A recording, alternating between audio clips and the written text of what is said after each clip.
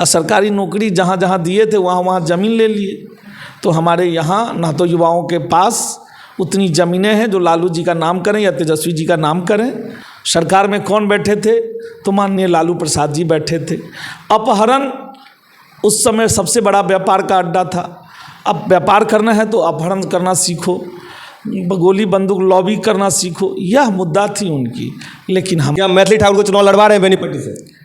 देखिए, मैथिली ठाकुर हो चाहे और कोई सेलिब्रिटी हो, वो चुनाव देना, टिकट देना नहीं देना, ये शीर्ष नेतृत्व का काम है। भाई को जब वो नहीं हो पाए, जो सहोदर भाई था उसको पार्टी से निकाल दिया गया, तो आम के लिए क्या सोचेंगे वो? एक भाभी थी बड़ी, उनके बारे में नहीं सोचा गया, तो आम जनता के बारे में वो क्या सोचेंगे, वो आम जनता जानती है। क्या लगता है? वॉइस ऑफ पब्लिक में आप सभी का स्वागत है। मैं हूं आपके साथ आशु झा। मैं मौजूद हूं बीजेपी कार्यालय में और हमारे बगल में है, आप लोग लगभग जानते ही होइएगा, और जो लोग नहीं भी जानते उनको मैं बताना चाहूँगा कि हमारे बगल में भी है बीजेपी के जिला अध्यक्ष प्रभांशु झा जी।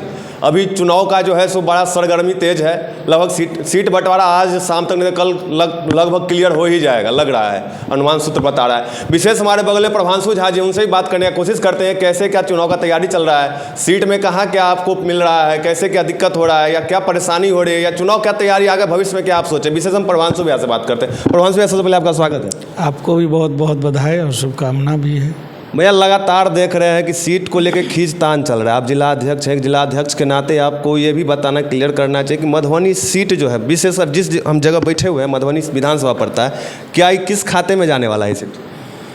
ये एनडीए खाते में जाएगा। एनडीए की किस पार्टी में? देखिए, यहाँ 243 सीट जो है वो एनडीए लड़ रहा है जी। कोई पार्टी, इंडिविजुअल पार्टी लड़ नहीं रही है जी। ये 243 सीट जो है वो एनडीए लड़ेगी हर एक सीट पे। और जहाँ तक भाजपा की तैयारी है, एक पार्टी की तैयारी है, पार्टी के अध्यक्ष के नाते जी। हमारी तैयारी शुरू से ही, एक चुनाव ख़त्म होते ही दूसरे चुनाव की हम लोग की तैयारी हो जाती है जी। और हमारी तैयारी बूथ स्तर से लेके पन्ना प्रमुख, जो वोटर लिस्ट के एक पन्ना होते हैं उनके प्रमुख तक, सभी लोग घर घर में जितनी भी सारी योजनाएं हैं, हम लोग विकास की राजनीति करते हैं। राष्ट्र प्रथम हमारी नीति है और उसी को लेके हम लोग हर घर संपर्क अभियान के तहत लोगों को बताया भी है। जो हमारी सरकार, केंद्र की सरकार माननीय नरेंद्र मोदी जी, और बिहार में सरकार हमारे नीतीश कुमार जी, हमारे जो मुखिया हैं, उन्होंने जो काम किया है, अभी तक कोई भी पार्टी के सरकार ने काम नहीं किया है।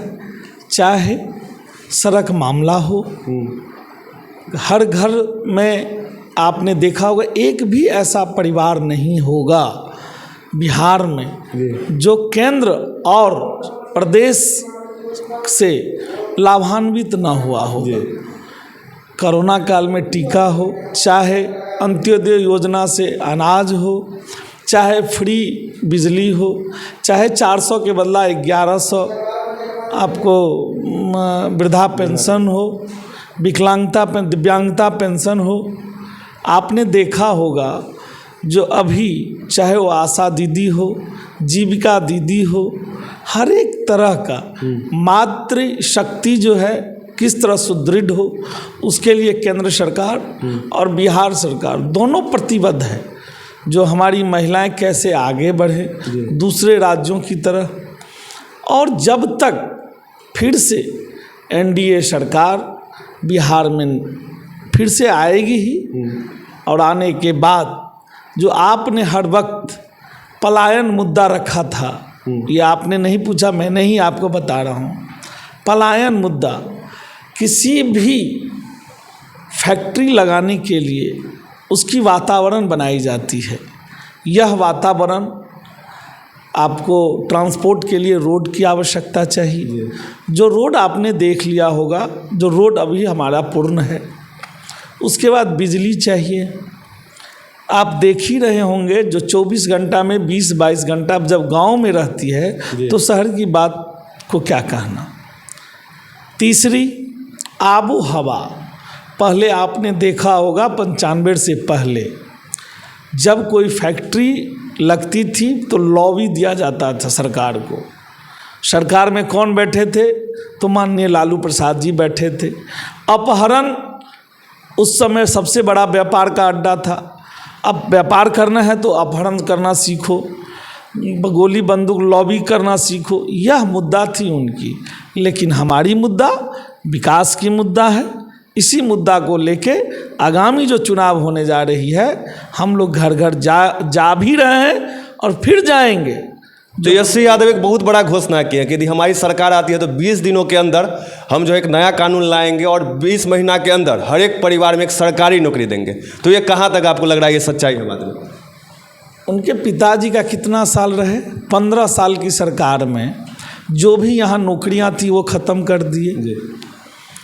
और दूसरी बात, नौकरी के बदले ज़मीन पे उनके चार्ज सीटेड हैं, अभी बेल पे हैं। तो वो जो नौकरी देंगे, अगर कहीं ना कहीं एक तो सरकार आने वाली नहीं है, युवा तो जब तक अब 20 साल क्या 2047 तक कोई वैकेंसी ही नहीं है। और जब वो नौकरी की बात करते हैं तो यहाँ के युवाओं को हंसी लगती है, क्योंकि वह अपने परिवार के आगे के बारे में किसी के बारे में नहीं सोचते हैं। खुद मुख्यमंत्री बनेंगे, भाई को जब वह नहीं हो पाए, जो सहोदर भाई था उसको पार्टी से निकाल दिया गया, तो आम के लिए क्या सोचेंगे वो। एक भाभी थी बड़ी, उनके बारे में नहीं सोचा गया, तो आम जनता के बारे में वो क्या सोचेंगे, वो आम जनता जानती है। क्या लगता है चुनावी लॉलीपॉप है? निश्चित रूप से चुनावी लॉलीपॉप है, ये चुनावी लॉलीपॉप ही है। नहीं तो तेजस्वी जी कहाँ से देंगे, कहाँ से देंगे सरकारी नौकरी? और सरकारी नौकरी जहाँ जहाँ दिए थे वहाँ वहाँ ज़मीन ले लिए।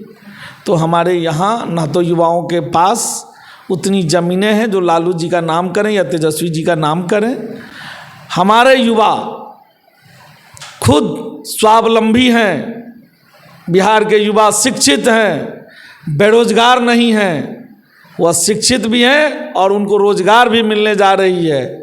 यह एनडीए सरकार की प्रतिबद्धता है। क्या मैथिली ठाकुर को चुनाव लड़वा रहे हैं बेनीपट्टी से? देखिए, मैथिली ठाकुर हो चाहे और कोई सेलिब्रिटी हो, वो चुनाव देना, टिकट देना नहीं देना, ये शीर्ष नेतृत्व का काम है। हम लोगों का काम है सिर्फ और सिर्फ संगठन को मजबूत करना। संगठन मजबूत रहेगी तो कोई भी पार्टी का आम कार्यकर्ता, मेरा मंडल अध्यक्ष से लेके जिला स्तरीय के नेता भी को अगर टिकट मिलेगी तो वो चुनाव जीत सकते हैं। नहीं, जब से सुने तब से लगातार आप भी देखते होंगे सोशल मीडिया से लेकर नेशनल मीडिया तक विरोध चल रहा है, तो इसको लेकर क्या करें? देखिए, ये चुनावी माहौल है, यहाँ हवा में बात होती है।